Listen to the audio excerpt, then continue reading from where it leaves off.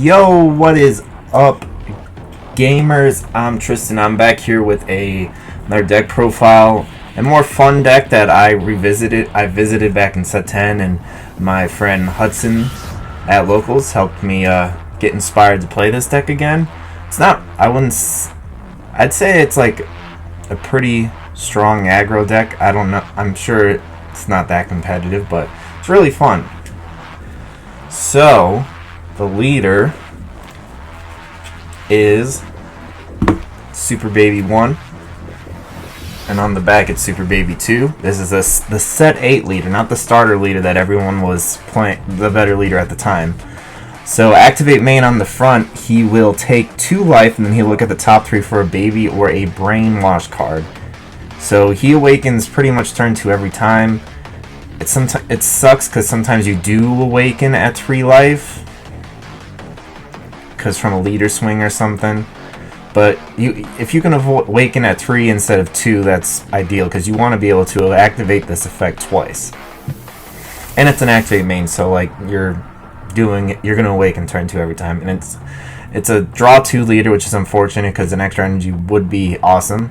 And now the unfortunate thing, I mean, this is a beautiful leader, but the unfortunate thing about this leader is that it's a 10k on the back, and this is to compensate because when you neg a leader below 0, this leader gets triple attack. And as you see with like the mono blue Soul Striker build and stuff, like leader swings are powerful. So like I think this leader is probably more viable than the starter leader right now, just because playing that 7 drop ape and taking your life down to 2 to awaken is kind of not that good, I would say, because you're relying on battle cards to win the game. And I mean, you're relying on battle cards in this strategy, but when you play this Super Baby 2 Malicious Majesty, which I'll get to in a bit, this makes your leader another win condition, which is 3 swings with your leader, which is pretty awesome. Then activate main, choose one Brainwash card and play it. There's a plethora of Brainwash cards. I used to play a bigger count in my last build where I played the Bergamo Unison, but this build I don't play the Bergamo Unison. I don't play any Unison now. So to get into the deck, I don't know if anyone's played Yu-Gi-Oh, but I don't know if you've heard of the card Graceful Charity and its bans, but that's what Baby pretty much has. A Graceful Charity engine. So with Dr. Mew here, if you have a multicolor charge, so turn 1, charge a multicolor. Oh no, I don't have any plays. Well, you do with this deck. You play him, he searches your deck for the yellow drop, the yellow 1-drop baby. So you need this in your opening hand like every game. So thanks to your leader drawing so many cards and taking its life, you should be able to see this. So he will search this out. You play this, and then you play this for free, and it'll search its deck for Baby Evil Origins. And when you play this, you draw 3 cards and choose 2 cards to put in the drop area. Usually you want to put your Brainwashed or Dead 10Ks in the drop area. So this is your turn 1 play, and it's a red and a yellow, which is perfect because it's a rival. So I'm going to set this aside. So yeah, Graceful Charity, busted. This is pretty sick too. So turn 1, charge a multicolor, do this. What makes this good is this Arrival card. Super Baby 1 All-Consuming Terror. It's from set 8 as well, along with these cards. He's an Arrival for 1 yellow energy. So usually you want to Arrival him turn 2 after you set up the multicolor. And then he has Barrier, and then he has a Union Absorb effect where he absorbs 4 Brainwash cards from the drop area. So that's why I say you want to probably sometimes send Brainwash cards to the drop area with this thing. And you can play Super Baby 1 Malicious Majesty, which I know it gets hit by Charismatic Villain, but most green decks aren't really playing a Unison until turn 3 right now with Dark Broly. So unless they're playing a Majin Buu deck, and green's not that good right now. Everyone's playing blue, So I'm just kind of hoping like you can high roll a blue deck with this kind of aggression, and hopefully the ban list will neuter Icarus and Bojack. So yeah, this arrival, 1 energy, you want to do this turn 2 after you want to charge a red energy turn 2. And why do I want to charge a red energy turn 2? In this newer build, we go back to basics and we play this engine. So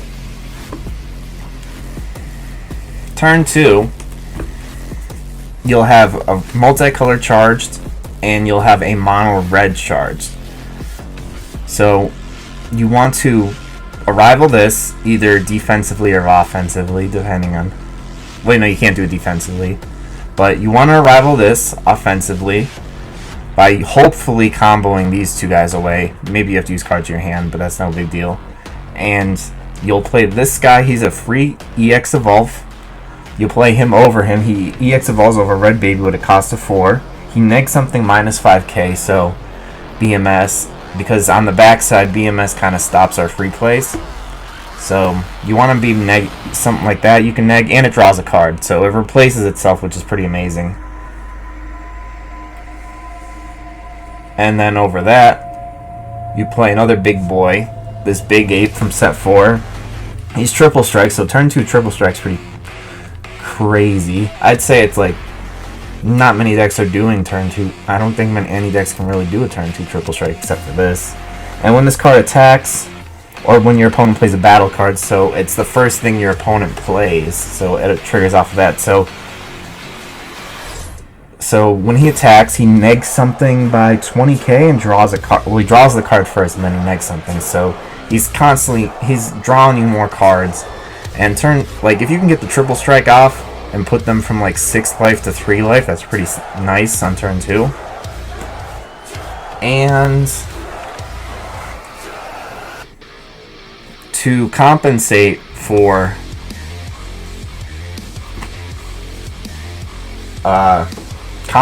the amount of removal in the format, we play this guy, Baby Vengeful Blow. He kind of, when your opponent removes these cards by a skill, your 6 costs, well, 30k baby with a skill. He will play this card, and then you can Union Absorb, choose 1 baby card in your hand with 30k power, and play it on top of this. So you get a Vegeta GT in your drop, which is this is Vegeta GT, this is Vegeta GT, and this will play another 30k baby from your hand. So speaking of other 30k babies, we have the primary win condition of the deck, Super Baby 2 Malicious Majesty. Turn 3, you want to be able to arrival another one of these guys. That's why we play 4 of them. And you play this guy. He has Deflect, Offering, busted keyword skill. And you do this for 2 energy, so you're tapping out turn 3 for this kind of OTK kind of kill. Not OTK, yeah, OTK kind of kill. But he has an Activate main. You have to choose 3 cards in your hand, place them in your drop area, and choose 1 card in your life and add it to your hand. So you're losing 2 cards, but you have to take a life, which is unfortunate because you go down to your own life pretty quickly. And then choose all your opponent's leader cards and their battle cards, and they get minus 20k power and have their non-keyword skills negated for the duration of the turn. So this is how you don't auto lose the Hatch. I mean, Hatch can petrify this, which is probably gonna happen. So but this is, I wouldn't say this is like a super competitive strategy. But I miss playing free play cards, so that's where I got this idea from, and from my friend Hudson, who's been tinkering with the deck lately. So speaking of free play cards, we have Baby Janemba, Hatred and Evil Personified. He gets played when you play a red-yellow card, so he can get played when you play this or this. And he searches 2, he looks at the top 7, add up to 2 cards with offering skills among them to your hand. And if you added 2 cards to your hand, choose 1 card in your hand and discard it. So he can search out this guy. You really don't want him in your hand because he gets out that guy. because he comes out of this guy from deck. But really, he's just another body, and if you can get just the one from your hand, that's fine. But he's for free, and he's a 16k swing, which is kind of relevant. And now we have another free body. When you do 2 damage in 1 turn, right? When your opponent adds a total of 2 or more cards from their life to their hand or drop area this turn, play this card, activate main. So yeah, so when you pretty much do 2 damage, he's a free 15k swing, which is pretty dope. So we got these nice little free play cards. And now we'll go into the Brainwashed lineup.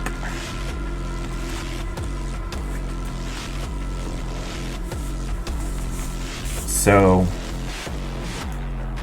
I play these Brainwash at a 4-3-3 split. If you're this is just good because it's a defensive option, it's a blocker. Gohan's probably your best bet because he's like just a free 20k swing, and you put their leader to -5 with Super Baby 2. So they have to combo a lot to combo out of this. And this is even lethal when you put them to -5. It's a 1k, but it's a searcher. So if you have a longer game, like say you have to go like turn 4 or turn 5, and you're still hanging in there, this is probably your best target from the free play. Just because she cycles she gets you a card back to your hand, but you go through your deck so quickly that you probably will be close to decking out by like turn 4 or 5.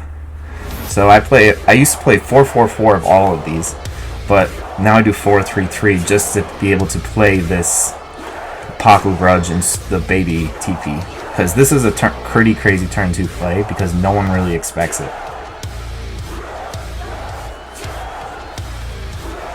And then she's a blocker, but when she's KO'd, she gets a baby card from your drop area. So you want to play one of your free play guys that were removed, one of your pieces that you're missing. So that's pretty helpful.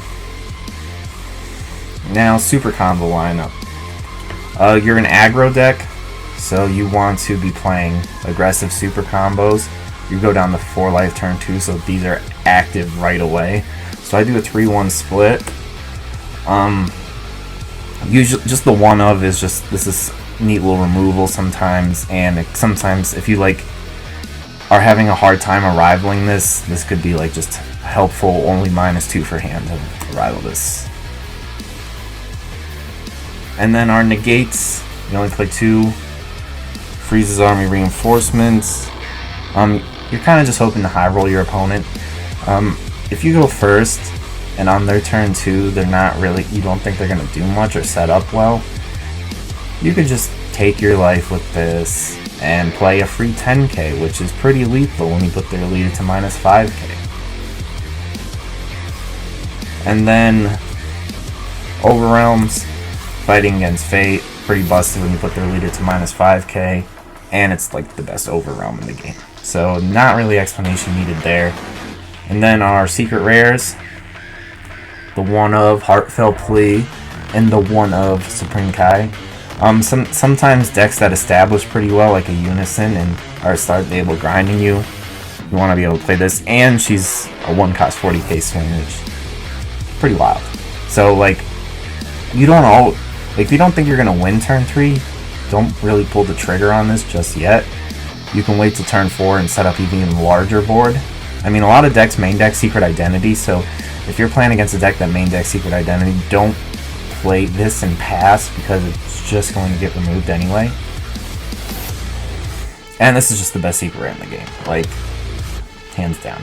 And we play the one of because turn 2 we want to be playing Paku Grudge every, like, turn 2. So yeah, it's pretty good. It's a free triple strike. It's got limited to 1. That's why we only play 1. And it's searchable off of this guy. So you see, turn 2, if you play this turn 2 and then play this, and you have these pieces in your hand, if you get this is money because you're like 2 triple strikes. It's pretty sweet. So overall, I'd say deck's pretty strong. I miss playing free plays, combo decks that are really aggressive, and this is like so many swings turn 2 and 3. So format's slowed down, and I'm trying to speed it up a little bit. I'm at my locals and stuff like that. I don't expect this to be a big meta contender, but I think this is better than the starter leader right now. It's a fun deck. I definitely recommend picking it up if you have the cards. I have these foiled just because I've had the deck since set 8. I'm not like going out of my way to buy expensive foils. And also another announcement, me and Matt were setting up our Discord channel for just helping create a community for where our local areas are. Most of us are in the Northeast, so we're trying to like get more connected with players in the Northeast, so I'll be sharing that link down below in the description. And Matt lives in Tennessee, so if you live in Tennessee or the Northeast, or just want to talk Dragon Ball with some other dudes that have creative ideas about the game, then come hang out. Discord link will be in the description below, and thanks for stopping by. Later, gamers.